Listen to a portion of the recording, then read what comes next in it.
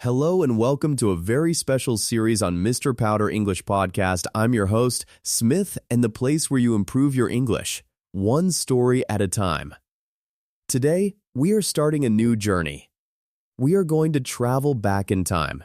Not 1,000 years, but just about 20 or 30 years. We are going to explore a strange, quiet, and wonderful world. The world before smartphones. Imagine this. You wake up. You don't look at a screen to see the news. You don't check Instagram. You don't see what your friend posted at 2 a.m. You just wake up. You look at a clock on your bedside table. It's made of plastic and it has hands. You know, the short hand and the long hand? A smartphone is a telephone, but it is also a computer, a map, a camera, and a music player. Life before smartphones means life without these devices. How did people talk to each other? How did they find their way home? How did they take photos? Well, let's find out. First, we need to talk about talking. Today, you have your phone in your pocket. You can text, call, or video call anyone, anytime. But before smartphones, people had landlines. A landline is a telephone that is connected by a wire to the wall. You couldn't take it to the park. You couldn't take it to the bathroom. Well, you could, but the wire was very short. It stayed in one place, usually in the kitchen or the hallway. Here is a funny thing. You didn't know who was calling. There was no screen. The phone just rang. It could be your best friend. It could be your grandmother. It could be a wrong number. You had to pick it up and say hello to find out. And there was no voicemail, not at first. If you didn't answer, the caller just stopped calling. They might try again later. Or maybe they wouldn't. Here is another strange thing.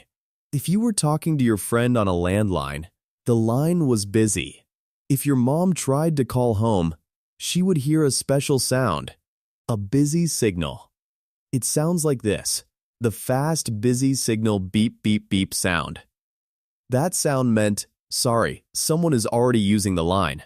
Try again later. Can you imagine? Today, if you call someone and they are talking, you can just send a text, call me when you're done. But back then, you just had to wait and try again. Also, you had to remember phone numbers. Lots of them.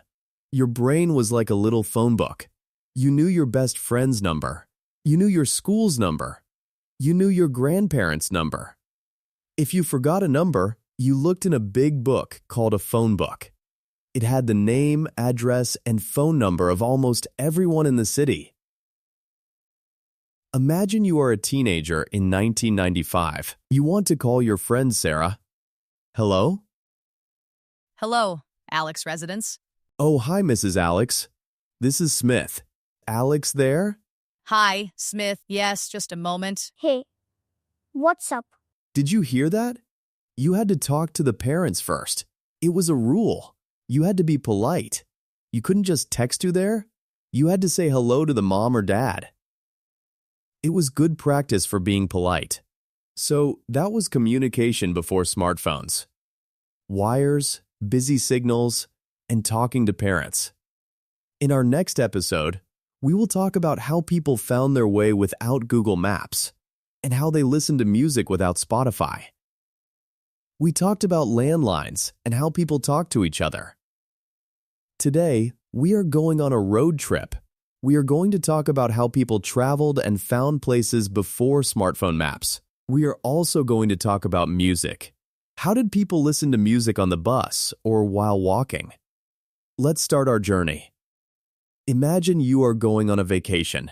You are driving to a new city. Today, you just type the address into Google Maps or Apple Maps. A voice tells you, turn left in 200 meters. Easy. But before smartphones, it was different. You had a navigator. Who was the navigator? Usually, it was the person in the passenger seat. And what did the navigator have? A very, very big piece of paper. It was called a road map. It was like a big book, but it opened up to be bigger than a table. It showed all the roads, all the highways, and all the small streets. The driver would say, "Okay, we need to get to the beach." The navigator would look at the map and say, "We are on Route 66. We need to go north for 10 miles, then turn east on Highway 101. The problem was, the map did not know where you were. You had to look at signs on the road. You had to say, "Did we pass that big red barn? I think we went too far." Maps are hard to read. People often got lost. It was normal. It happened all the time. If you got lost, what did you do? You had to stop the car. You had to find a person. You had to roll down your window and ask for help. We called this asking for directions. Usually, the driver did not want to ask. "I know where I'm going," they would say. But after 20 minutes of driving in circles, the other people in the car would say, "Please, just ask that person. Driver, excuse me. Sorry to bother you. We are looking for Elm Street." "Stranger? Elm Street? You're going the wrong way. You need to turn around, go straight for 2 lights, and it's on your left, next to the school." "Driver, okay, turn around, straight for 2 lights, left next to the school. Thank you so much." "Stranger, you're welcome." You had to remember the directions. You couldn't save them. You couldn't screenshot them. You just had to remember. Turn around, straight, left by the school. It was a good memory exercise. Okay, you are in the car. Or maybe you are on a bus, going to school. How do you listen to music? You don't have Spotify or Apple Music. You have a Walkman. A Walkman was a small portable device. It played cassette tapes. A cassette tape was a small plastic box with 2 wheels of magnetic tape inside. The tape had your music on it. Here is the hard part. To listen to a specific song, you couldn't just say, "Hey Siri, play my favorite song." You had to fast forward or rewind. You would press rewind and listen to that fast, squeaky sound. Zip. Then you would press play and hope you were at the right spot. Sometimes you missed, and you got the middle of a different song. And sometimes the tape would break. Or it would get eaten by the Walkman. The machine would pull the tape out, and it would look like a pile of brown spaghetti. You had to fix it with a pencil. You would put a pencil in the hole of the tape and wind it back up by hand. It was a lot of work just to hear a song. But when you finally heard it, it felt special. Do you know how did people save memories before smartphones? How did they take a picture of a beautiful sunset? And how did they tell their friends about their vacation if they couldn't post it on social media? Let's go back to the 1990s and find out. Today, you can take 100 pictures of your cat, delete the bad ones, and take 100 more. It costs nothing. But before smartphones, every picture cost money. People used film cameras. A film camera is a box that holds a roll of film. Film is a long strip of plastic that is very sensitive to light. When you took a picture, you pressed a button. The camera made a click sound. That light went into the camera and made a small, invisible picture on the film. But you couldn't see it. Not yet. A roll of film usually had 24 or 36 pictures. That was it. You had to be careful. You couldn't waste a picture on something silly because you only had 36 chances. After you took all 36 pictures, you had to take the film to a special shop. It was called a photo lab or a drugstore. You left the film there.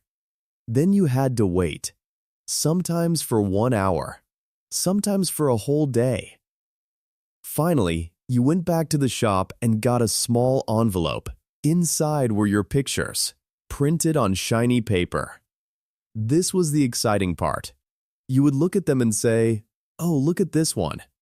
Or maybe, "Oh no, my eyes are closed in this one." And you couldn't fix it.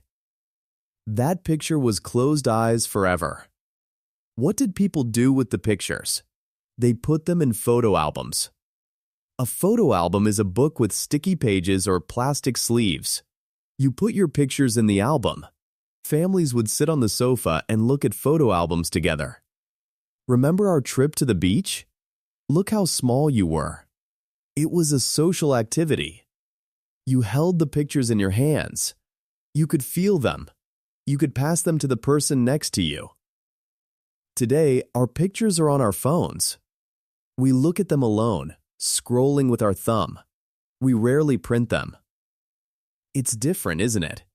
Now, let's talk about communication, but a different kind. Not phone calls. What if your friend moved to a different city, or your cousin lived far away? You couldn't send them a quick WhatsApp message. So, you wrote a letter. Writing a letter takes time. You think about what you want to say. You write it down on paper. You fold it carefully and put it in an envelope. You write the address on the front. You put a stamp on it. A stamp is a small sticker you buy from the post office that pays for the delivery. Then, you put it in a big blue box on the street called a mailbox. And then, you wait. You wait for days, maybe a week, for your friend to get it. And then, maybe a week or two later, you get a letter back. It was so exciting to see the envelope in the mailbox. It had your name on it, written by a friend's hand. You would open it carefully and read it. Maybe you would read it 2 or 3 times. When people went on vacation, they sent postcards. A postcard is a thin card with a picture on one side. On the other side, you write a short message. Wish you were here. The weather is great. Then you mail it. When your friends got it, the picture showed them where you were. It was a way of sharing your life, but it was slow. It was thoughtful. It took effort. So, pictures were precious because you had a limited number, and messages were slow, but they felt more personal because someone took the time to write them by hand. We are going to have some fun. We are going to look at how kids and adults played games and had fun without a smartphone in their hands. What did kids do when they were bored? Let's find out. For kids, the world before smartphones was outside. After school, you didn't go to your room to play video games. You went outside. You went to a friend's house and knocked on the door. You asked, "Can they come out to play?" Kids played games like tag. In tag, one person is it. They have to run and touch someone else. If they touch you, then you are it. You run around until you are tired. One person counts to 50 with their eyes closed. 1, 2, 3. Everyone else hides behind trees, under cars flee, or in bushes.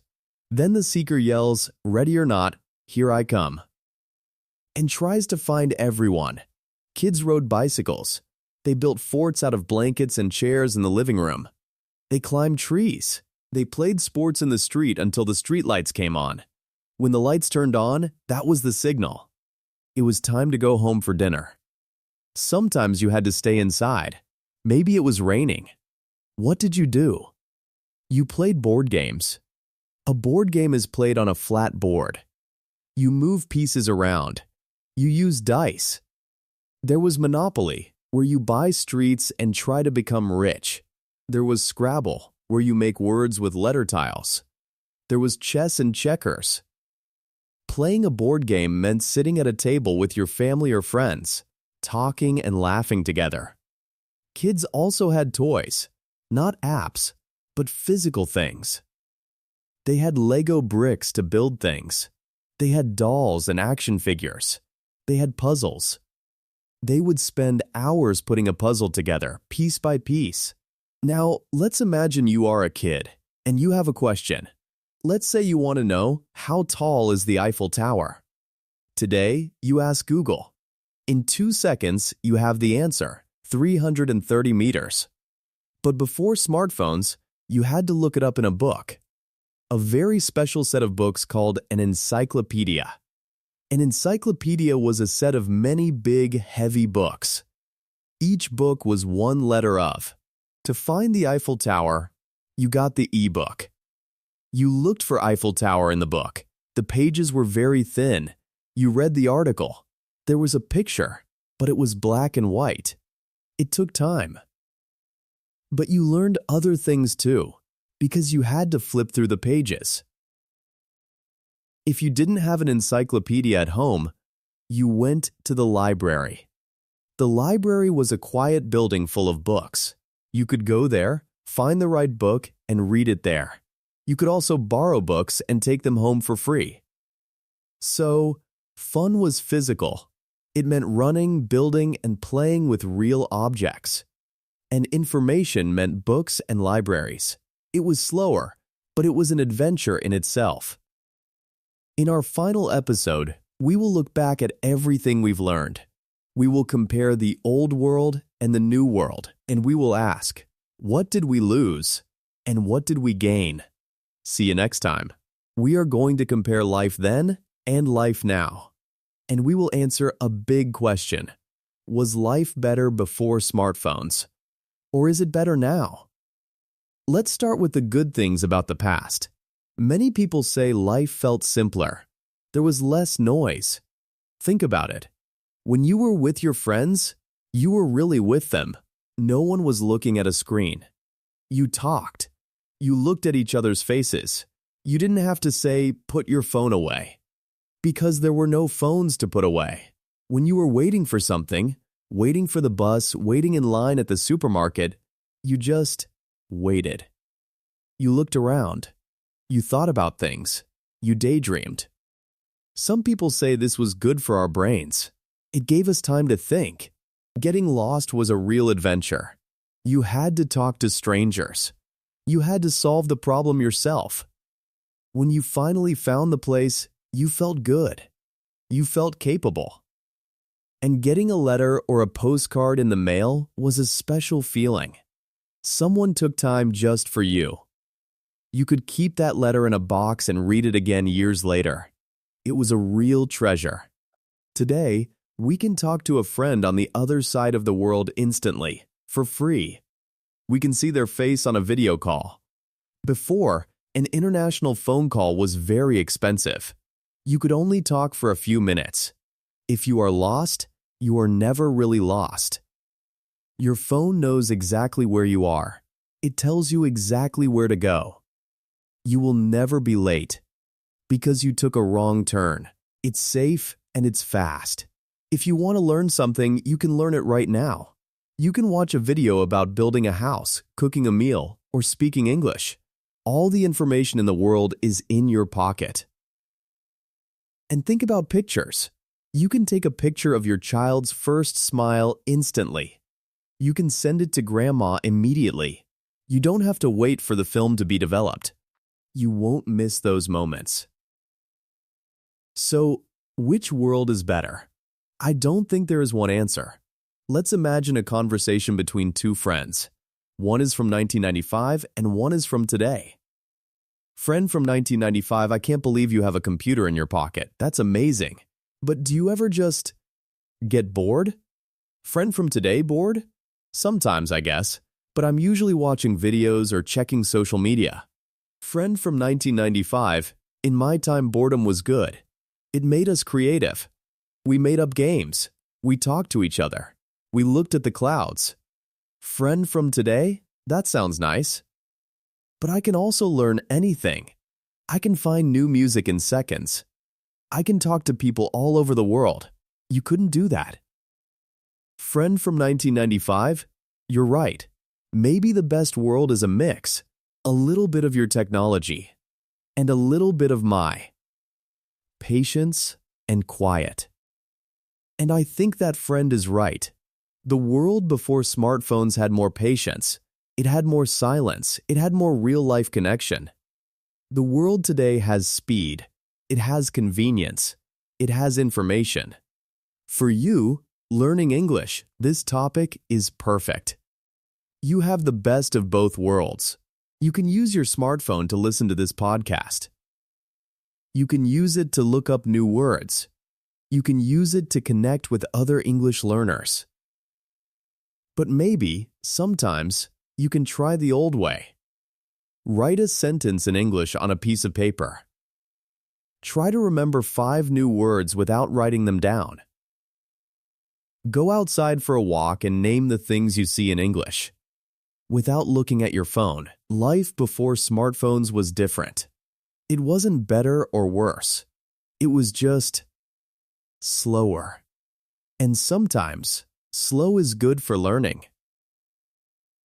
Thank you so much for joining me on this journey. I hope you learned some new English words and also learned a little bit about history. This is Smith from Mr. Powder Podcast, signing off. Keep learning, stay curious, and maybe try putting your phone down for an hour today. See how it feels. Goodbye.